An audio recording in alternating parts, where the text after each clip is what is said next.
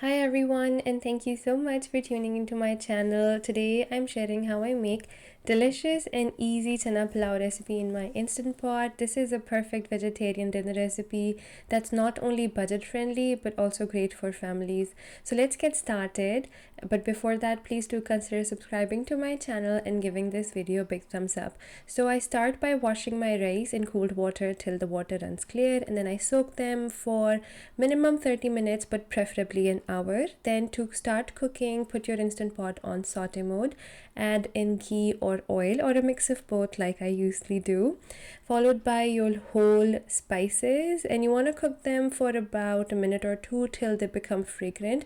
Also, I like to add julienne ginger at this point. I love the flavor and the aroma that it gives off. Next, you want to add in onions. I'm using pre-fried onions, a heaped tablespoon. Otherwise, you can use one medium small onion, julienne it and fry it till it's brown. The more brown your onion is, the more color your pulao is gonna get. Then I'm adding in bouillon cubes, which are optional, and you can use beef, chicken, vegetarian, whatever you prefer. I'm adding in a little bit water just to cook and dissolve my bouillon cubes. And if you want, you can even make it in your favorite stock, and I'll let you know ahead in the video when you can add that. Now I'm adding in coriander powder, black pepper. I added about a teaspoon of coriander powder, quarter teaspoon of black pepper, and also 1 to 2 teaspoons or tablespoons of yogurt. This is optional, but it really gives a nice aroma.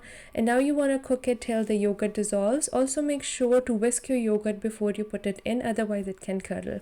Now I'm adding in about 2 teaspoons of salt or to taste, and once you add bouillon cubes, you're gonna need a little less salt because they do have a lot of salt in them, so be mindful of that.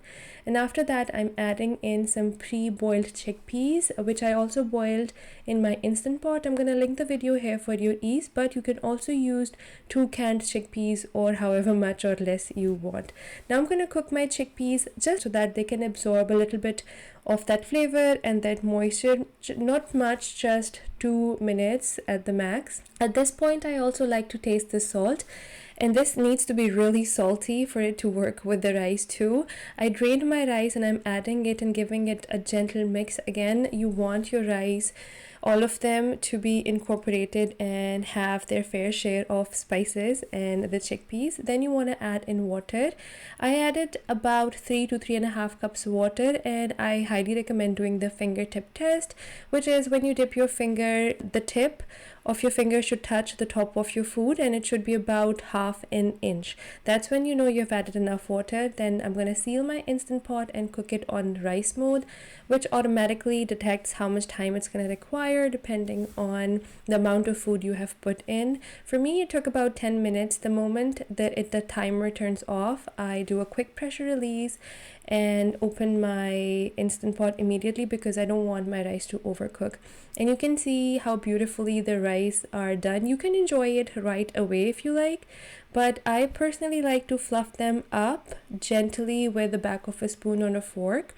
And then because my Instant Pot is turned off, but it does have that heat, and when you close it, all of that moisture is going to be absorbed by your rice, and once you open it up, you'll see that the rice are all curled, and now they're going to hold their shape a lot better, and they are more soft yet super how you say it in Urdu, kile kile.